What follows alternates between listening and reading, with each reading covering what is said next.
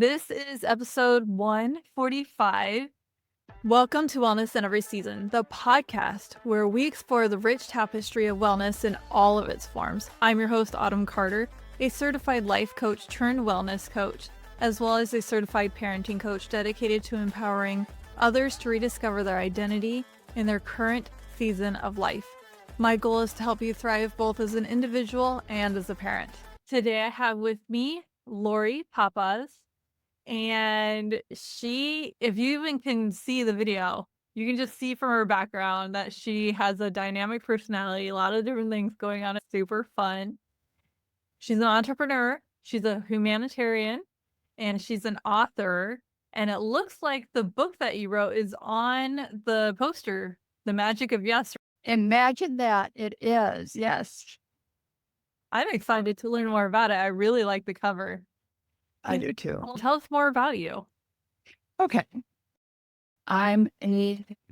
Like so many people probably listening, I'm a survivor of childhood trauma that ended up shaping my life in certain ways. And one of the things that it did for me was it helped me develop a very tough skin. So no matter what was thrown at me, I could deflect the arrows and find some way to chuck and jive my way through whatever it might be.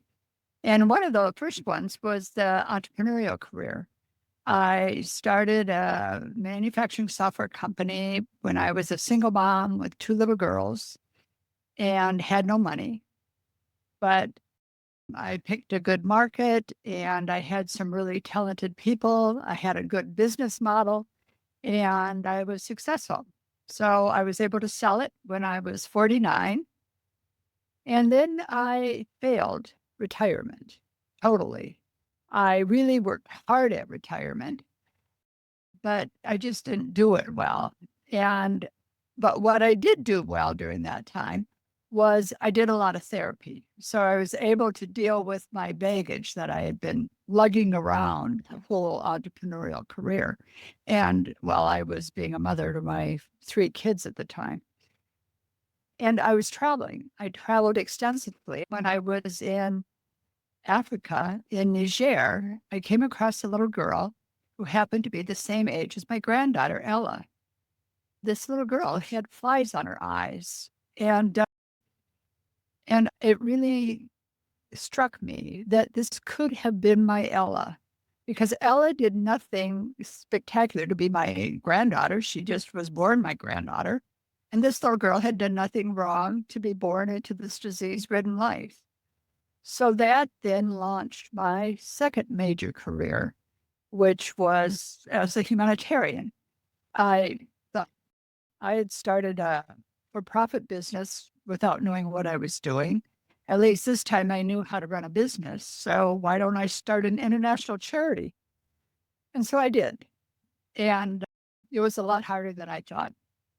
But at the end of the day, or really at the end of 10 years, we had helped over 100,000 people and had implemented a lot of different initiatives and water and female reproductive health and education and environment and an orphanage and so on. So during that time, though, here I am living over in Ethiopia alone. And I'd work really hard and I'd come home stressed out because the communication was really difficult. I had 50 employees by then. I was dealing with all these different donors and the government was harassing me. And I'd get home all ready to have a nice glass of wine and there would be no electricity. So I would be forced to sit in the dark with the light of my three candles and think. And that was the first time in my life I had really just thought and reflected on all the different bits and pieces that made me and what made you and these marvelous people that I was working with, what made them, and things that were unfair in the world and so forth. And that then became the genesis of my third career, which was my book.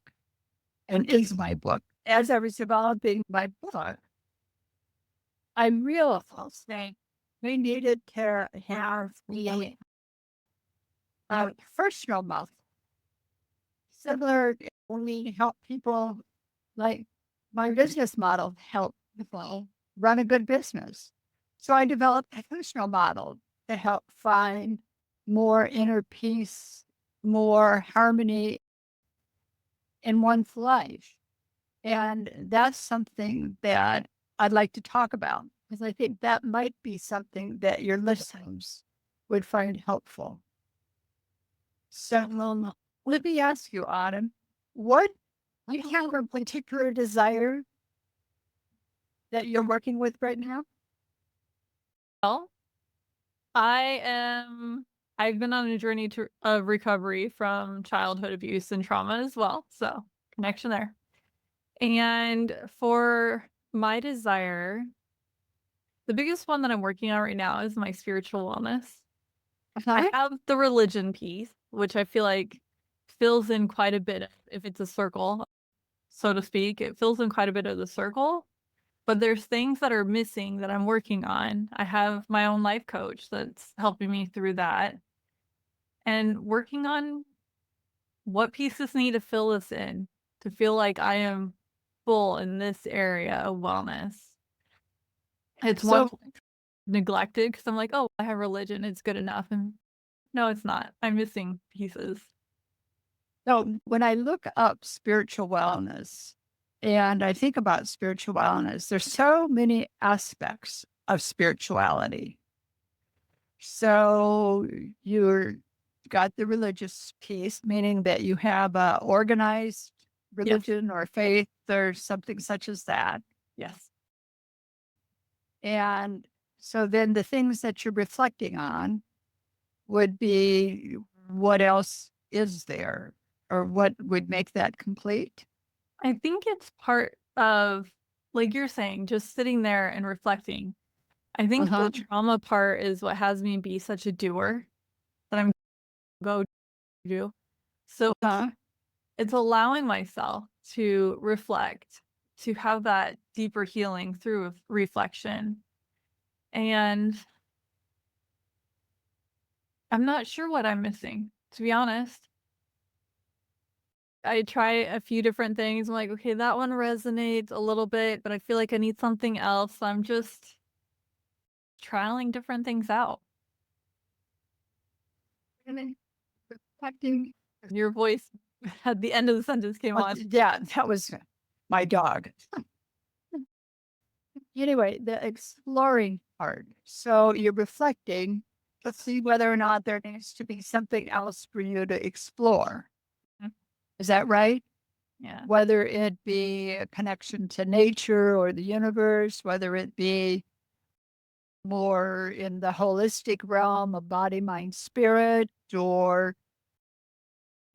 I guess there would be areas of the psychological piece or philosophical or what have. I know there's so many different options. There's I know spending time in nature is really good for me. I love hiking. However, I have 4 young children and they don't. The amazing thing is my oldest is the one who throws the tantrum on a hiking trail, not the other one. And it is about connecting my mind, body, spirit. So I have a somatics coach that I've been working with as well because there is sexual abuse in my past. So there is a definite disconnect at times. Yeah. I know things are broken, but I'm not sure exactly where in that realm. I figured it out in other places, but not this one. So then you're really acknowledging as well that there's more to learn. It's up to you to be open. So whatever penny needs to drop, it can. Yes. So it seems like you're a very curious person. So you're open-minded. Yeah, I love learning. You love learning, and you're certainly willing to reflect. So do you have a favorite mantra or saying or something that you keep reminding yourself of that helps you? I have parenting ones. Yeah. just to try to get through all that chaos. Divide and conquer because we have 4 Yeah. kids. Yeah. And we need to Yeah. you take those 2, I'll take these 2, or you take these 2, I'll take 1. That is one of them. Yeah, several different sayings, but most of them are around parenting. I remember when I was your age in that era, what kind of kept resonating in my mind at that time was, if it is to be, it's up to me. All I have to do is do it. I remember just saying that over and over to myself to get through what I needed to get through to be able to go on to the next day, because it is chaotic. It's tough being a parent of 4 kids.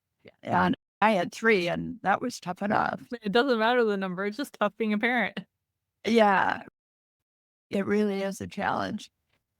So, really, what we just talked about was your dream, your desire to really feel spiritually complete. Is that honest to say? Yeah. And reflecting on what components you have right now and what they bring to you, and then acknowledge then that's to reflect, the R, and then the E is explore, exploring what else there might be. Yeah. And then acknowledging the fact that you're feeling like there is something missing. So that really almost acts like the energy, the power behind that reflection and that exploration, because you're motivated. Yeah. So I've tried meditation, that feels really good. So adding more of that. I was in a car accident in October, so it's flaring up less and less finally. Oh, such relief. Felt like that would never end. And I can't weight lift right now, so that stinks. I was really enjoying That's It's not the end of the world. Yeah, it flares it up. So I've Right. been diving more into yoga, which is really Uh-huh. fun. And there's one Uh-huh. in particular on Saturdays that has different mantras in there and a lot more breathing exercise and that, which I feel like I like putting that into my meditation, those things. So Right. all of it in one practice, I love that. If you can Uh-huh. few different things stacked in one setting as a busy mom, I'm on board. Okay. Adding that in, I enjoy gardening, so this is the time of year for me. Perfect. Yeah, I feel like I do better if I'm outdoors for a little bit, but just having the fresh air, being around plants, being with my dogs, Lovely. playing with them outside with the ball. Right. I'm a dog person too. It's just, yeah, trying new things and finding what works. I've started adding in some crystals in working on my chakras to release Right. stuff. I got as far as I could with therapy. So, okay, what's next on my journey? What's next?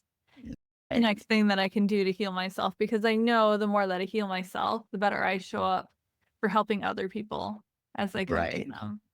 And helping people in my community, even people who I never intend on coaching, just helping for a one time and then, okay, great, or becoming friends with them or whatever. Not everything has to be a coaching session with somebody.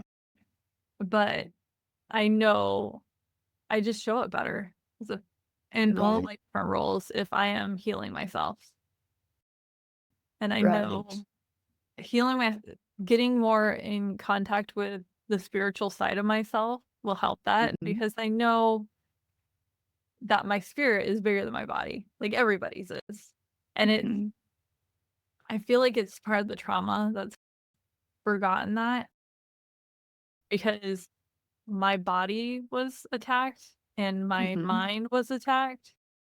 So my spirit was attacked, and it just had that disconnect from there that it's still figuring out how to tie that back in together. I feel like I'm Wendy trying to sew Peter Pan shadow back on. That's a really old movie. I swear I'm not aging myself by saying that. But anyway, it's just figuring that out. So yeah, I'm definitely stuck in the exploring. I'm having some fun with it too, but it's just sorting through it. I feel like I'm rambling. Right.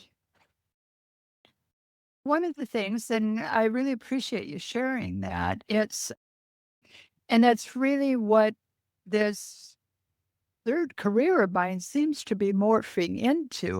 I don't quite know what it's all going to look like. We're going to have to check back in 20 years, and I'll tell you. I'll be 96 then. I'm 76 right now. You But, to be going through agile, but like mentally, like in all the ways that I'm pretty sure you'll still be puttering oh, along. yeah. Oh, I think my mind will work well. I don't know about these joints, but I can keep getting them replaced. That's one of the wonderful things about modern day surgery. That's true. You'll have to be a robot with the brain. Yeah, there we go. That works for me. Might feel good. Anyway, and I think that's one of the blessings of being this age and having had the experiences and now really understanding the power of reflection. You really hit the points there as far as what does it take to turn knowledge into wisdom. And it really is when we have this knowledge that we've gained from learning through experiences or school or life or work or whatever, if we can separate the noise from it, it's really the matter of getting rid of that emotional baggage, the supposed to programming that we had as young people, or the cultural constraints that are laid upon us. And that's what I try to do in my book is to guide people through a progression of learning how to win with the cards they're dealt to eventually being able to recognize their wise woman within. And that's what the magic of yes is all about. And the way that we do that is through the dream, just like we just did with you, the desire, reflect, explore, acknowledge, and a mantra. And I love it when I'm able to ask people, what is your mantra? What do you find that kind of helps give you a spurt through the day? And yes, the things that we learn to do in yoga and mindfulness practice and mantras and so forth. I know one of the favorite things that I learned is every day I try to remember this. I don't always remember, but when I'm walking my dog early in the morning, I always try to say to myself, I'm going to meet this moment fully. May I meet this moment with ease. And it seems like when I say that, it helps remind me to be present. And I happen to love nature, and nature really nourishes me. And I'm in love with trees. I love looking at the leaves and the structures and everything about a tree, I think is cool. And to me, they're very magical and nourishing. So I think we all find what it is that we need if we're willing to accept the fact that it's our responsibility to find it. It's nobody else's responsibility to make you happy or to help you find peace. It's your responsibility. But I've known And once you decide that you want this thing, then doors start opening for you. they do because you start noticing and you become open. Yep. And then that curiosity kicks in and then we learn. So it's wonderful. And I love that you asked me at the beginning if I'd be open for this because I was digging into some of the polls that I've had with my newsletter audience. And when I asked, I think last year, and I went back to it for the questions that you asked me before this of what are my listeners looking for the most, it was spiritual wellness. So, Yeah. oh, they're on the same path I am. There. And then when you really look at what is spiritual wellness, I think what is so important to me anyway is that it means something different to different people. Absolutely. People even define spirituality different. Uh, there's such richness in these questions. And then when we look at how do we align ourselves, there's such richness in that because there's so many parts of us to align. And then those have layers. So the more that we can live in alignment and be congruent, the easier it is to stay in that real sweet spot. Because there's a lot that can tug you out on the edges.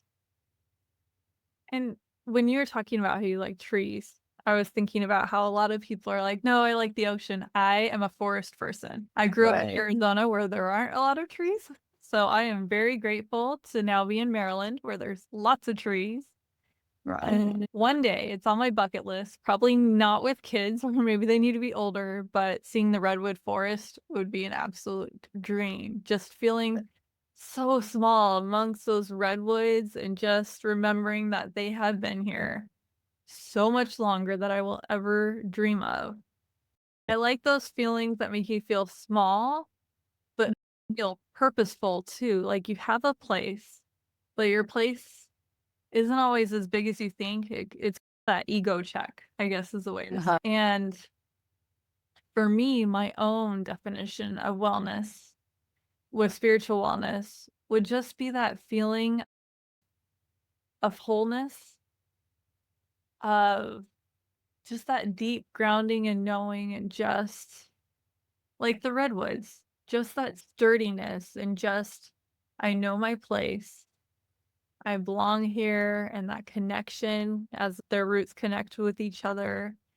And having that thick hide that you said that you learned to have, where they have their own fire retardant. They're not immune by any means, but their bark is thicker, that they can withstand more things. Just having that ancient tree, almost like wisdom, but within myself. That's my definition. And good luck putting that in a dictionary, because that was like a ramble. But for me, it's more emotional, so it's harder to get the words, but just that sturdy groundedness, I guess, is what I would go back to. Yeah, it's wonderful. I live in the redwoods. I mean, Oh, it's yeah. Go visit. yeah, exactly. And you're absolutely right. They are absolutely amazing. And another tree that we have out here is the California live oak, and they're not as tall and not necessarily as old, but really fascinating with fascinating structures. Yeah, I find a lot of nurturing in nature. And in fact, when I lived over in Ethiopia, and even though I was surrounded by a lot of people, I lived alone and I spent a lot of time alone because I didn't really speak the language well. And I would fall asleep at night holding a rock in my hand, and I could feel the groundedness by holding that little rock. And that gave me so much peace and satisfaction during that time. So that's something I like to tell listeners as well, is that if you're looking for something that you can do that's not going to interrupt your life in any way, shape, or form, no matter where you live, well, maybe your partner might like it, but they better get over it, is hold a rock. Sleep with a rock in your hand. It's easy to do. I like the little smooth, round ones, but it gives you a connection. And that's really what we need, is we need connection. Human beings are wired for connection. I was imagining a river rock when you were saying that, Welding.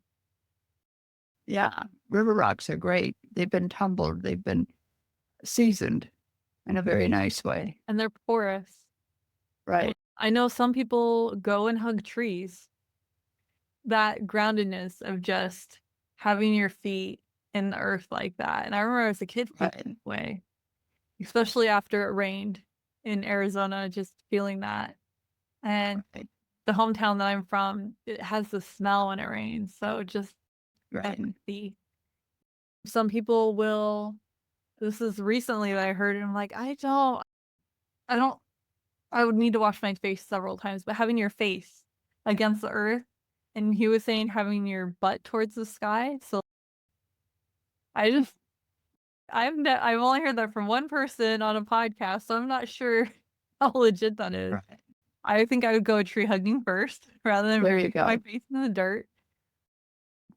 But there are different ways to ground us and just how much nature does that. And I think along with spiritual wellness, it's remembering that energy and that we are energetic beings and that everything has energy around us. And the way to feel that energy from the earth, the easiest way is to be in nature. Some people go through the forest and they touch the trees. I used to until I learned about poison ivy and realized I'm very allergic. No, thank you. Now I know what to look forward to.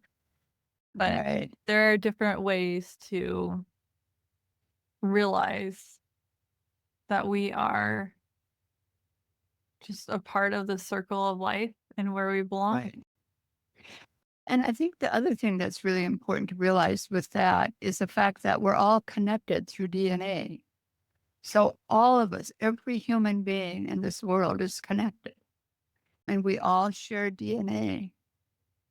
And I think that is a really wonderful thing that people that we've never met, we're still connected to. People of different ethnicities, different religions, different political parties, what have you.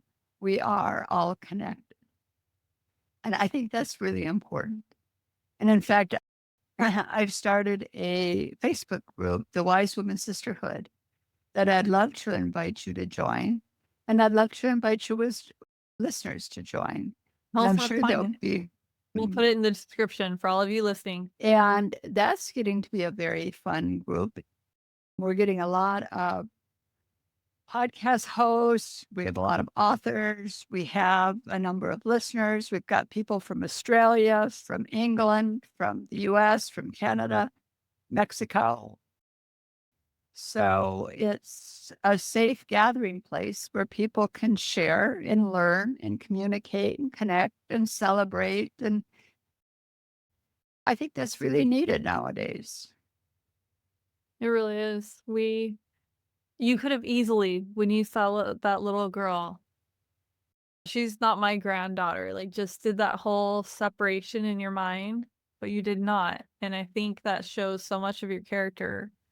And it's a reminder to all of us that we share DNA, we are related, Right. and we should be giving that hand of here, let me help you up. And it's thrilling. It is thrilling. Some of my absolute favorite people in this world live in the extreme southwest corner of Ethiopia where I worked, Gulu and Dobi. And they look very different than I do. They dress very different than I do. But oh my goodness, if I could share their soul, they are definitely the stardust in me. And whatever sparkles in me comes from people like them.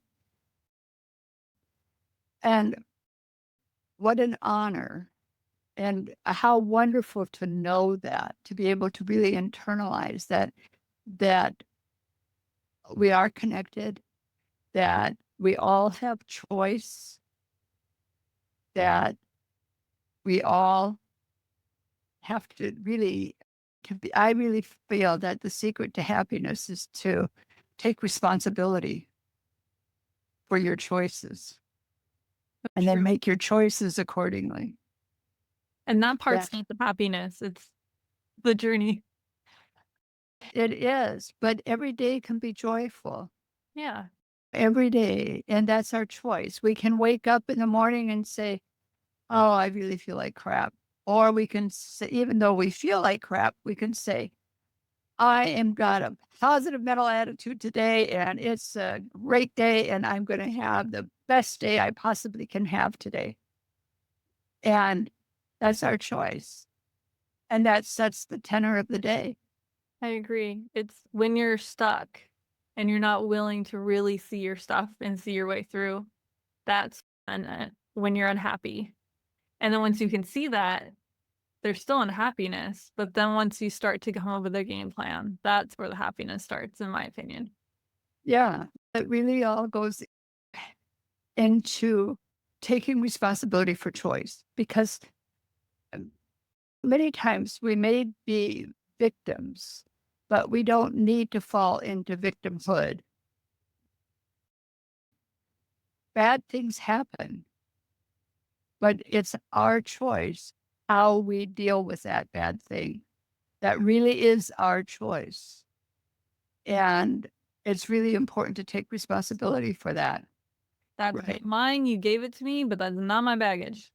That's right. That's right. You don't need to carry on all this extra weight that's not even yours. Right.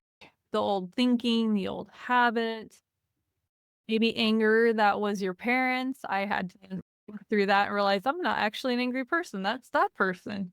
You can Right. have that back. And Right. it's very liberating to really decide what things am I going to hold and what things am I Right. not. And you travel so much lighter when you're not carrying emotional baggage. If you drop it, then you've got both arms free. And you connect And better you're with not, other people that way. Fully agree. yeah, so that's good. Thank you for being on. Thank you for sharing parts of your book, the framework around it, your journey to writing your book. Wow. For me, it would not have landed the same if you did not tell me your journey before telling me about your book. The journey that you went on, and you were in the middle of helping so many people and Right. with yourself and realizing these things are coming to me that I need to share with the rest of the world. You found another way to heal the world. You were already Well, another path presented itself for healing. it's an honor and it's a thrill. And I love being on these podcasts and meeting people like you.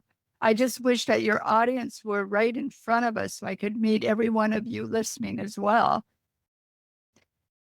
I'm older and I'm used to talking to rooms full of people that I can see their eyes and connect with each other. But it's so wonderful with this technology in that we can reach so many more people. And I just really thank you so much for all that time and energy you put into making this podcast happen. I know it's not trivial. It's a lot of work. It absolutely is. And it has been so rewarding. Simply just meeting people like you on my podcast. I thought I was only going to do solo episodes, and my first stranger reached out to me, and I realized, oh, I'm going to have more. I better come up with a framework for this.